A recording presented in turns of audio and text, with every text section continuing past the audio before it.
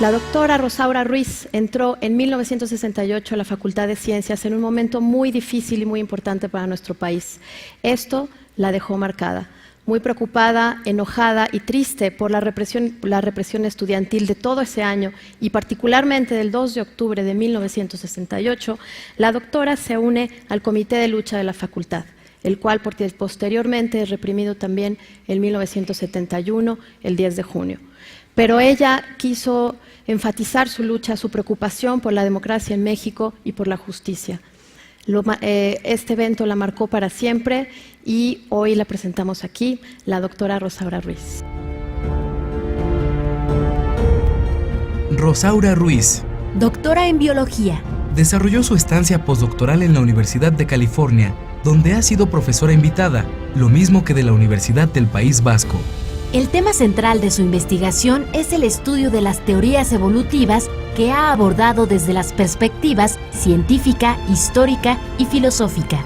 Ha realizado diversos programas de divulgación de la ciencia, como las series de TV UNAM, Rumbos y Argumentos, entre otras. Actualmente es directora de la Facultad de Ciencias de la UNAM. Es asesora experta de la Organización de Estados Iberoamericanos. Fue secretaria de Desarrollo Institucional y directora general de Estudios de Posgrado de la UNAM. Ha sido presidenta de la Academia Mexicana de Ciencias. Ha participado como autora o coautora en los libros Positivismo y Evolución, Introducción del Darwinismo en México, Evolucionismo y Cultura, Darwinismo en Europa e Iberoamérica, Innovación en la Educación Superior, hacia las sociedades del conocimiento, El método en las ciencias, Epistemología y Darwinismo, y de Darwin al DNA y el origen de la humanidad, la evolución y sus polémicas. Pues ya Julián adelantó la importancia del evolucionismo, que ha sido mi trabajo. Yo quiero hablarles de la libertad y la relación con la naturaleza y la cultura desde este punto de vista. ¿Qué consecuencias tiene para entender la libertad el que los seres humanos hayamos sido parte de, no fuimos creados por una divinidad, sino la ciencia ha demostrado, hubo un proceso de evolución que empezó hace 4.000 millones de años aproximadamente, que ha dado lugar a toda la diversidad que conocemos de seres vivos y entre ellos el ser humano. Por lo tanto, compartimos con todos los seres vivos una historia genética, por supuesto, pero es muy importante entender que lo genético nunca puede estar aislado del ambiente. Lo genético y lo ambiental van juntos siempre, sea por el microambiente de una célula, sea por el ambiente ecológico o para las especies sociales, su ambiente social y en el caso de los humanos, el ambiente cultural. Por eso le he llamado a esta relación la herencia genambiental. Creo que desde este punto de vista del evolucionismo no se puede hablar de algo separado como genoma y ambiente, sino de genambiente le llamo. Además, hay una tremenda plasticidad fenotípica. Cada genoma se puede expresar de diferentes formas, de tremendamente diferentes formas, dependiendo del ambiente en el que se presente. De manera que todo ser vivo es único y repetible. Aún los gemelos que les llamamos idénticos, no lo son. Desde que nacen empiezan también a tener mutaciones diferentes a nivel genético, epigenético, conductual, etcétera. De manera que no hay dos seres vivos idénticos. Por ejemplo, no todos los humanos podemos nadar como Phelps. Phelps tiene una estructura genética heredada de su padre y madre y de sus ancestros que es particular, que es exclusiva de él. Y que además él se desarrolla en un cierto ambiente con sus entrenadores que le dicen que tiene que comer 12,000 calorías al día, por ejemplo, que tiene que entrenar de determinada manera, desarrollar determinados músculos, etcétera. Y por eso es el hombre, por lo menos conocido, más veloz en el agua. Tampoco podemos ser hombres o mujeres a voluntad. Nuestros cromosomas, XX para las mujeres, XY para los hombres, nos determinan, nos limitan. Por ejemplo, los transexuales, con todo el derecho que tienen a desear y a intentar cambiar de sexo, con cirugías, con operaciones, siempre van a depender de hormonas, y esto a la larga es complicado, es dañino, de manera que sí hay, por un lado, una limitación genética, pero también hay limitaciones culturales. Ahí el machismo, la misoginia, la homofobia limitan nuestro desarrollo. Entonces estoy tratando de ver esos dos ángulos de la moneda. Es una discusión muy importante en biología desde que surge el evolucionismo y aún antes, como lo explicaba Juliana. Es importantísimo entender esa gran polémica entre el determinismo genético, que algunos sostuvieron, utilizando, por ejemplo, el darwinismo social. Todos conocemos las consecuencias terribles del Holocausto provocado por Hitler, y parte de sus ideas era un determinismo genético que hacía a los humanos dependientes totalmente de su genoma. Pero también, desde el punto de vista culturalista, digamos, hay la versión contraria. Un ejemplo también terrible es el lisenquismo en la Unión Soviética, que sostenía que no existe la genómica, que no existen los genes y que por lo tanto nos determina el ambiente. Lo que estoy tratando de ver desde la biología, desde el evolucionismo, es como no hay determinación genética ni tampoco determinación cultural. Esas dos partes, genoma y ambiente, están siempre interaccionando, desde los primeros seres vivos, que ya Juliana nos dijo eran como bacterias. Bueno, y quisiera ahora además comentar de los nuevos descubrimientos de la biología. La epigenética no es algo reciente, es algo que empieza en los años 40 del siglo pasado. Sin embargo, la tecnología que hoy permite un desarrollo muy acelerado de la biología ha permitido entender que además de todo lo que sabíamos ya de cómo los genes se relacionan con el ambiente, etcétera, ahora sabemos que los genes pueden ser modificados por el ambiente, incluso cuando un ser ya nació, se está desarrollando, va a tener consecuencias. El ambiente en el que se desarrolle, el ambiente no solo, decía antes, cultural, sino el ambiente ecológico, el ambiente en cuanto a la alimentación, en muchos sentidos, en lo que se llama la epigenética. La epigenética estudia estas modificaciones de los genes que tienen que ver con el ambiente. La epigenética estudia el epigenoma.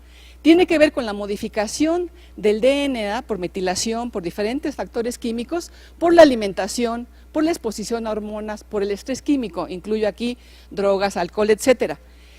Dichos cambios no se incorporan al genoma de las células sexuales. Esto se discute todavía, resurgiendo una discusión de tipo lamarckiano muy interesante en biología. Considero que no hay ninguna prueba de que esto se pueda heredar, pero su efecto sí puede ser heredable. Esto se llama herencia epigenética.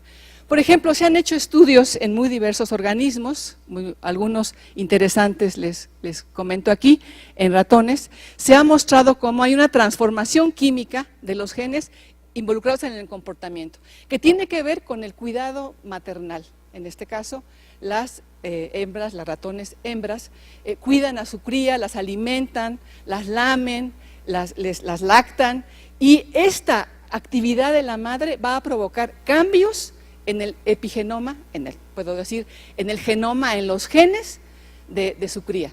Y hay una diferencia tremendamente importante entre los ratones que son criados, alimentados, cuidados por su madre y los que no lo son. Y esto tiene un efecto que se puede medir químicamente. Por ejemplo, los ratones que no han sido cuidados de esta manera, que no han sido alimentados de esta manera, tienden a ser más huidizos, más asustadizos, con un mayor estrés, y esto se puede medir químicamente por la producción de determinados compuestos como el cortisol.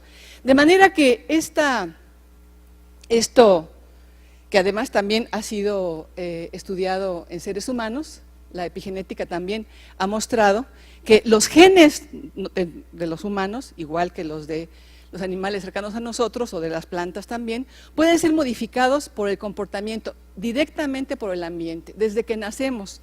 Como ponía el ejemplo en estos mamíferos, desde que nacemos, el trato de la madre es fundamental en el desarrollo de la cría. Y en el caso de humanos se ha encontrado también modificación genética en el hipotálamo por maltrato infantil. No les puedo mencionar tantos estudios que se han hecho, pero les quiero mencionar los relevantes para que entendamos cómo la actividad, el comportamiento va a modificar el genoma con el que nacimos. Por supuesto, en personas que han sufrido maltrato infantil se han encontrado mayores sustancias que tienen que ver con la depresión, con el estrés. Y bueno, a diferencia de lo que ocurre con el material genético normal, digamos, algunos cambios epigenéticos son reversibles. Esto tiene una importancia terapéutica inmensa. Se está estudiando ya, se está viendo cómo esas modificaciones que tienen los genes, por esos comportamientos que pongo de ejemplo, se pueden regresar. Hay posibilidad de reversibilidad. Se ha tratado en individuos de diferentes especies, les decía yo estos ejemplos de ratones o también de humanos. Hay, por ejemplo, medicinas psiquiátricas que se utilizan ya y que tienen que ver con desmetilizar, por ejemplo, esos genes que han sido metilados, que han sido modificados por el comportamiento en los casos estudiados en la infancia, pero no creo que solamente se limite a la infancia. Esto puede ser en diferentes edades. Y bueno, esto es importantísimo, porque ya lo habían dicho los humanistas, ¿no? La educación es fundamental, el trato social es fundamental, la cultura es fundamental, pero hoy la biología entiende cómo. ¿Por qué se siguen modificando los genes? Y lo mismo que digo que provocan un cambio en el comportamiento, como el que señalo, también pueden provocar enfermedades, cáncer, diabetes, etcétera. A ver si lo vuelven a poner, pero decía, en conclusión, ni el determinismo genético, ni el determinismo cultural son correctos. La interacción entre el genoma con el que nacimos y el ambiente en el que nos desarrollamos es fundamental. Esto se sabía, pero cada vez la biología ha aportado más evidencias, más evidencias de por qué estos cambios ocurren.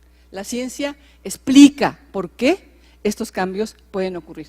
Entonces decía, no estamos determinados ni genética ni culturalmente. La interacción entre genoma y el ambiente da espacio para la libertad, como lo explicó Juliana. Y esto también da una gran responsabilidad al Estado y a toda la gente. Entonces, ¿qué hacemos para darle las condiciones a cada ser humano para que pueda desarrollar todas sus potencialidades? Y bueno, lo que tenemos que entender es eso. Hay para cada humano tremendas posibilidades con las que nace. Que pueda desarrollarlas o no va a depender de una cantidad de factores tremendos, de la educación, de la cultura, de la situación en la que se desarrolla. Pero también quiero decir que estos cambios que puede provocarse por daño, como explicaba antes, por el maltrato infantil, por ejemplo, que se ha estudiado de una manera muy importante, por el cuidado parental, que también se ha estudiado de una manera importante, tiene posibilidades de reversibilidad, se puede revertir. Esto es fundamental, estudiar en muchísimos campos cómo puede un comportamiento de origen puede modificarse y luego puede regresarse. Esto, me parece, abre grandes temas de estudio en todas las áreas.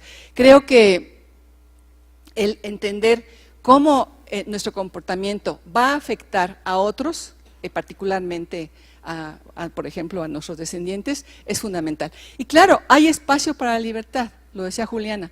No estamos determinados ni genética ni ambientalmente, ni genética ni culturalmente. Esa interacción va a lograr que seamos lo humano que podamos ser, el tipo de humano que podamos ser.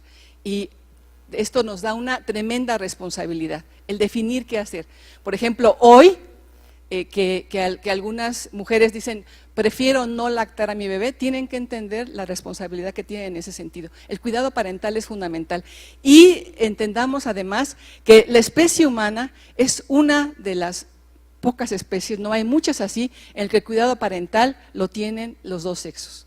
Desde nuestros orígenes, evolucionando en aquellas sabanas africanas donde surgió el ser humano, la importancia del cuidado parental tan prolongado que tiene nuestra especie y en el que participan hombres y mujeres, por supuesto, hablando de esa situación original, pensamos en una sociedad de tipo recolectora, cazadora, los hombres tenían un papel mucho más importante en la caza y las mujeres en la recolección, pero a final de cuentas, ambos aportaban algo al cuidado de sus crías.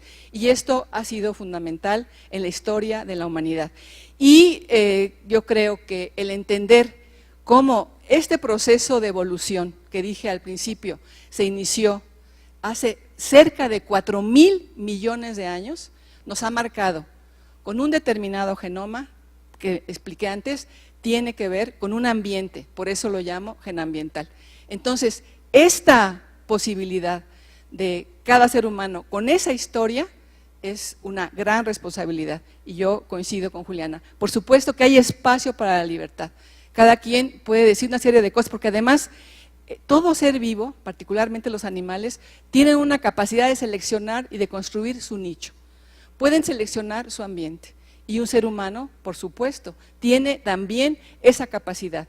Lo que pasa es que la situación de cada país, la situación política, económica, social, no permite que todo ser humano pueda tener las condiciones, buscar las condiciones para su mejor desarrollo. Creo que es una obligación del Estado entender esto, asumirlo y lograr que, por ejemplo, en nuestro país, todo niño mexicano, todo joven mexicano, todo joven que esté aquí, inclusive si no es mexicano, por supuesto, tiene que tener derecho a tener la oportunidad de desarrollar todas sus potencialidades para tener una vida lo mejor posible y donde su libertad se garantice. Muchas gracias. Doctora. Doctora, por favor, dame el micrófono si quiere. Muchísimas gracias, doctora. Es un placer al nombre de la universidad darle Muchas gracias. este reconocimiento. Gracias.